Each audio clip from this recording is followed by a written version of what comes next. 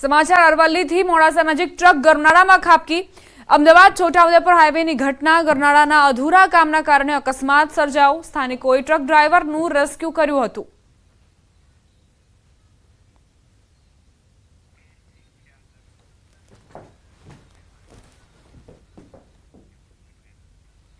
વાત હવે ચાંદીપુરા વાયરસના કહેરની।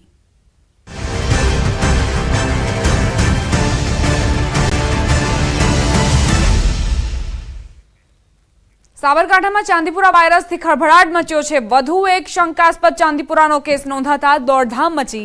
બાળકમાં શંકાસ્પદ વાયરસના લક્ષણ દેખાતા કે દાખલ થયો। 3 વર્ષના બાળકને સિવિલમાં દાખલ કરાયું। બાળકને તાવ અને બેભાન અવસ્થામાં હોય તેવા લક્ષણો જોવા મળ્યા। સિવિલના PICU વોર્ડમાં બાળકને દાખલ કરાયું। શંકાસ્પદ ચાંદીપુરા વાયરસના 8 કેસ નોંધાયા છે।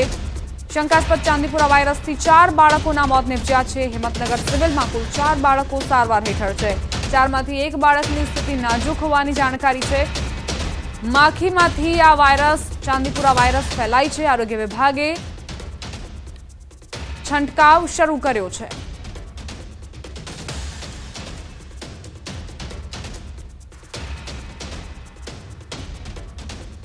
આખરે ક્યાંથી આ વાયરસ આવ્યો છે તેની વાત કરીએ તો વાયરસની ઓળખ 1966માં નાગપુરના ચાંદીપુર ગામમાં થઈ હતી। 2004 અને 5માં અને 2019માં વાયરસના કેસ નોંધાયા હતા।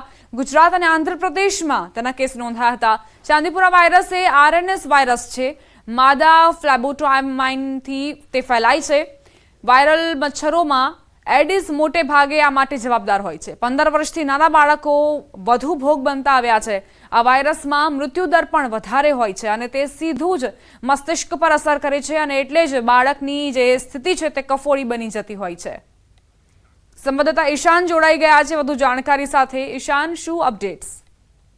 દીપા, ચોક્કસ કે મહારાષ્ટ્રના જે એક ગામ છે ત્યાંથી આ જે વાયરસની શરૂઆત થઈ 1965 થી ત્યારથી ચાંદીપુરા નામના વાયરસનો ઉદ્ભવ હતો। અત્યારે હાલ સાબરકાંઠા જિલ્લા અને અરવલ્લી જિલ્લાની વાત કરીએ તો સાબરકાંઠા અને અરવલ્લી જિલ્લામાં કુલ 6 જેટલા કેસ નોંધાયા છે। એમાંથી 1 કેસ રાજસ્થાનનો પણ છે। એટલે કહી શકાય કે જે ચાર બાળકો અત્યાર સુધી મોત થયા છે। આ ઉપરાંત 4 લોકો અત્યારે હાલ સિવિલમાં સારવાર હેઠળ છે, જેમાં એક સ્થિતિ નાજુક છે।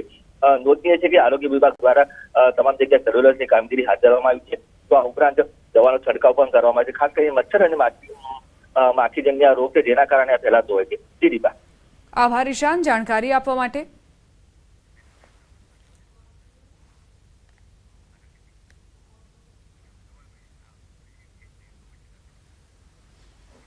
ત્રણ વર્ષના બાળકને અત્યારે સિવિલમાં દાખલ કરવામાં આવ્યો છે। તેની સારવાર શરૂ કરી દેવામાં આવી છે, પરંતુ અહીં સમસ્યા એ છે કે આ ચાંદીપુરા વાયરસ માટે કોઈ રસી નથી, એટલે અને તેની કોઈ સારવાર પણ યોગ્ય રીતે ઉપલબ્ધ નથી, એટલે બાળકના જીવ પર જોખમ સર્જાય છે અને સતર્કતા વધુ મજબૂત કરવી પડે છે।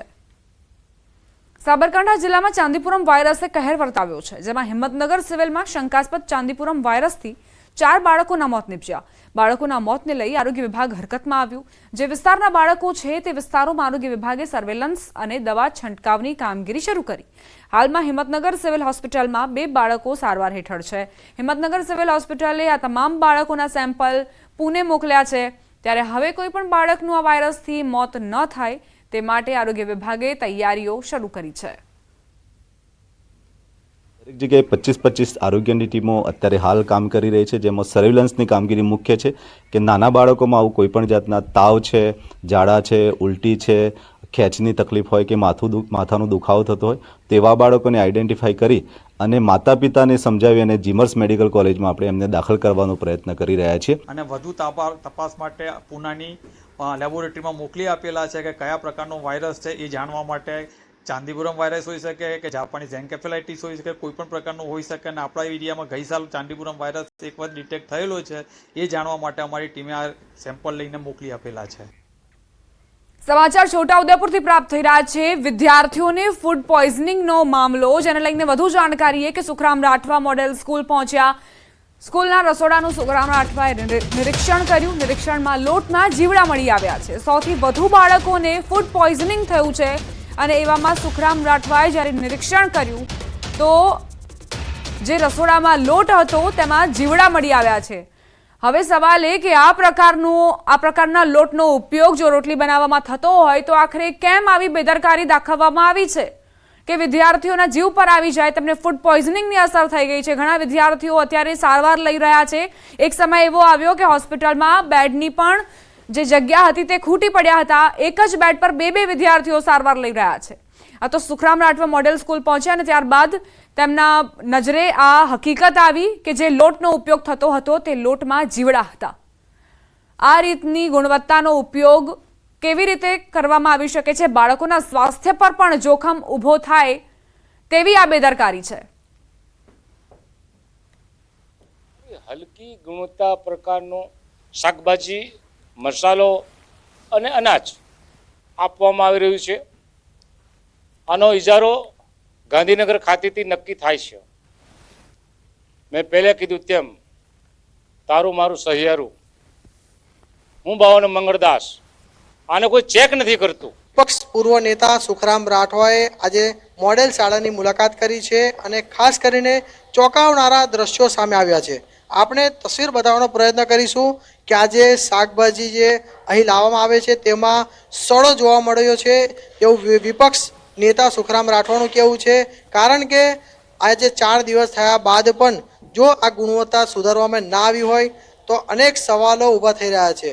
આ જે અંદરના દ્રશ્યો છે, અહીં જ ભોજનાલય બનાવવામાં આવે છે અને આ જે ભોજનાલયની અંદર મુલાકાત કરી છે, આ શાકભાજી છે, સડેલું છે અને લોટની અંદર પણ જીવાતો જોવા મળી છે. અનેક સવાલો ઊભા થયા છે. સરકાર કરોડો રૂપિયા ખર્ચે છે આદિવાસી બાળકોને સારું શિક્ષણ મળે, સારું ભોજન મળે, પરંતુ કેમ આ બાળકોને આ રીતનું ભોજન આપવામાં આવે છે? આજે જ્યારે વિપક્ષ નેતા સુખરામ રાઠવા આ સ્કૂલની મુલાકાત કરી છે અને આજે વિપક્ષ નેતાએ ગંભીર આરોપ લગાવ્યો છે સરકાર અને આજે અધિકારીઓ છે તેની મિલીભગત છે અને આજે કરોડો રૂપિયાનું ભ્રષ્ટાચાર થતું હોય તેવા પણ આક્ષેપ કરવામાં આવે છે. હવે જિલ્લા વહીવટી તંત્ર, આદિજાતિ વિભાગ અને છોટાઉદેપુર કલેક્ટર તમામ બાબતે તપાસ કરી અને બાળકો સાથે જે આરોગ્ય સાથે છેડા કરવામાં આવે છે તેની પર તપાસ કરવામાં આવે અને જે પણ કંઈક દોષી હોય તેની પર કાર્યવાહી કરવામાં આવે તેવી માંગ ઉઠી છે. સેજબ ખત્રી, ન્યૂઝ 18 ગુજરાતી, છોટાઉદેપુર. સમાચાર સુરતથી પીવાના પાણીને લઈને સ્થાનિકો રસ્તા પર ઉતર્યા. ભાટ ગામ ગ્રીન સિટીમાં પીવાના પાણીની તંગી જોવા મળી છે. 50થી વધુ બિલ્ડિંગના રહીશો પરેશાન થયા છે. 1700થી વધુ મકાનમાં પીવાના પાણીની સમસ્યા છે. વારંવાર રજૂઆત કરવા છતાં પણ ઉકેલ ના આવતા રહીશો વિફર્યા.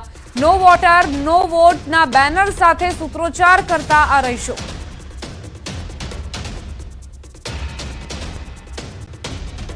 ભુજના હૃદયસમા હમીરસર તળાવનું ₹1.22 કરોડના ખર્ચે બ્યુટિફિકેશન થશે.